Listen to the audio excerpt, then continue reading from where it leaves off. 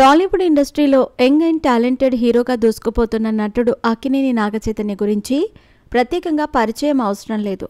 అక్కినేని నాగార్జున వారసుడిగా ఇండస్ట్రీలోకి అడుగుపెట్టిన నాగచైతన్య ప్రస్తుతం వరుస సినిమాల్లో నటిస్తూ కెరియర్ పరంగా బిజీగా ఉన్నారు. ఇక ఇటీవల ఈయన తండేల్ అనే సినిమా ద్వారా ప్రేక్షకుల ముందుకు వచ్చారు. ఈ సినిమాతో మంచి సక్సెస్ అందుకున్న నాగచైతన్య తదుపరి ప్రాజెక్టులపై పూర్తి స్థాయిలో దృష్టి పెడుతూ షూటింగ్ పనుల్లో బిజీగా ఉన్నారు. ఈయన వ్యక్తిగత జీవితం అలాగే వృత్తిపరమైన జీవితం తెరిచిన పుస్తకమే అని చెప్పాలి. ఇదిలా ఉండగా తాజాగా నాగచైతన్య ఒక ఇంటర్వ్యూ సందర్భంగా తన ఫస్ట్ క్రష్ గురించి ఆసక్తికరమైన విషయాలను బయటపెట్టారు. సాధారణంగా ప్రతి ఒక్కరికి ఎవరో ఒకరు ఫస్ట్ క్రష్ ఉంటారు. అలాగే నాగచైతన్య జీవితంలో కూడా ఫస్ట్ క్రష్ ఉన్నారని, ఆమె ఎవరనే విషయాన్ని బయటపెట్టారు. నా ఫస్ట్ క్రష్ మాజీ విశ్వసుందరి సుస్మితా సేన్ అంటూ నాగచైతన్య అసలు విషయం బయటపెట్టారు. ఇక ఈ విషయం గురించి ఆమెను కలిసినప్పుడు తాను చెప్పానని వెల్లడించారు.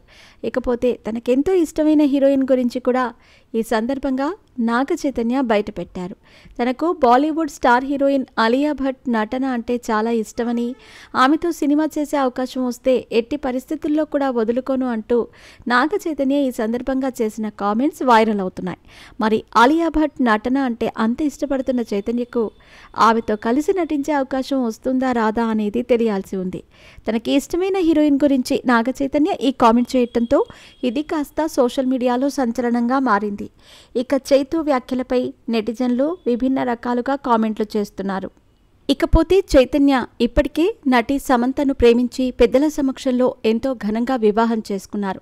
అయితే కొన్ని కారణాల వల్ల పెళ్లైన 3 సంవత్సరాలకే వీరిద్దరూ విడాకులు తీసుకుని విడిపోయిన సంగతి అందరికీ తెలిసిందే. ఇలా సమంత నుంచి విడాకులు తీసుకున్న నాగచైతన్య తిరిగి మరో నటి శోభితతో ప్రేమలో పడటం, ఆమెను ఇటీవలే పెళ్లి చేసుకోవటం జరిగింది. ఇక పెళ్లి తర్వాత నాగచైతన్య, శోభిత తమ వైవాహిక జీవితం చాలా సంతోషంగా ఉందని పలు సందర్భాల్లో వెల్లడించారు. శోభిత సైతం పెళ్లి తర్వాత పలు సినిమాలకు కమిట్ అవుతున్నారు.